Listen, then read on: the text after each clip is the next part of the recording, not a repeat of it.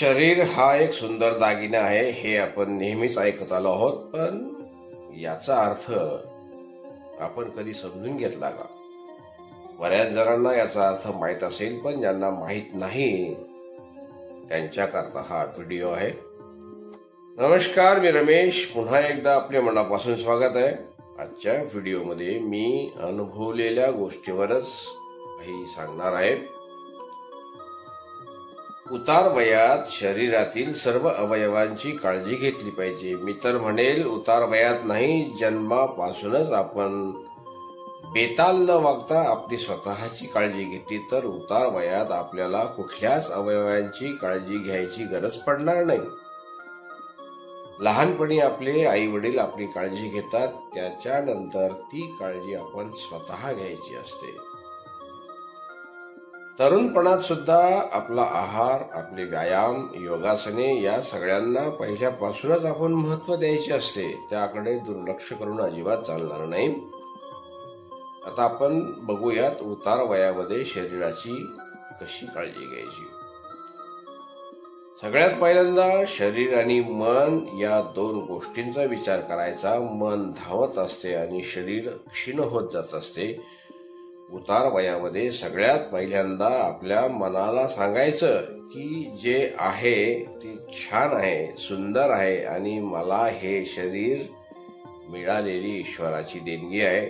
त्यासाठी आपण पहिले त्या ईश्वराचे, परमात्म्याचे आभार मानायचे.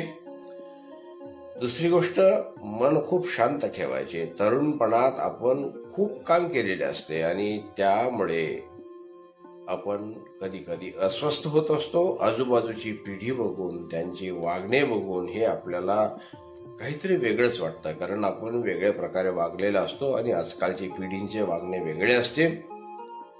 आपण जे काही पाहिलेले असते, जे काही अनुभवलेले असते आणि आता जे काही घडत आहे, जे काही आपल्याला समोर दिसत आहे, यामध्ये खूप काही फरक असतो आणि दिवसेंदिवस हा बदल होतच जाणार आहे. तो जो बदल आहे तो आपण स्वीकारायचा असतो. मन खूप शांत करायचे असते. तरुण वयात उत्साह असतो, तो कमी होत असतो. त्याचबरोबर शरीरातील प्रत्येक अवयव हा आपले कार्य करण्यासाठी थकलेला असतो. त्याची कार्यक्षमता कमी होत जाते आणि आपल्याला त्यासाठी आपल्यात काहीतरी बदल घडवायचे असतात.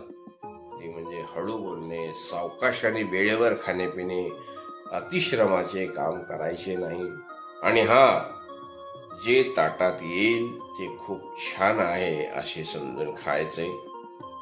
अर्थात तुम्ही सधन असाल, खर्च करू शकत असाल तर कधी कमी पडले तर डॉक्टरांच्या सल्ल्याने बाहेरचे म्हणजे विकतचं घेऊन खायचं म्हणा. रोज आंघोळ करायची, लवकर उठायचे, मेडिटेशन करायचे, योगा करायचा. शरीरातील सर्व अवयवांची हालचाल ही दिवसभरात झालीच पाहिजे. चालायचंय, बाहेर जायचंय आणि समजा जर आपल्याकडून बाहेर जाणे जमत नसेल तर घरातल्या घरात चालायचंय. उन्हात बसणे, मोकळी हवा मिळत असेल तर मोकळ्या हवेमध्ये शांतपणे बसायचं. कुठल्या गोष्टीची काळजी मनात ठेवायची नाही. मन स्वस्थ तर शरीर स्वस्थ आणि शरीर स्वस्थ तर आपण स्वस्थ. ही एक लिंक आहे, एक चैन आहे. ती तुमच्या लक्षात आली की तर कुठल्याही वयात तुम्ही छान जीवन जगाल, यात शंकाच नाही.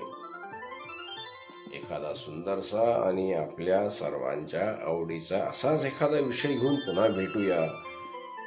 तोपर्यंत नमस्कार, धन्यवाद.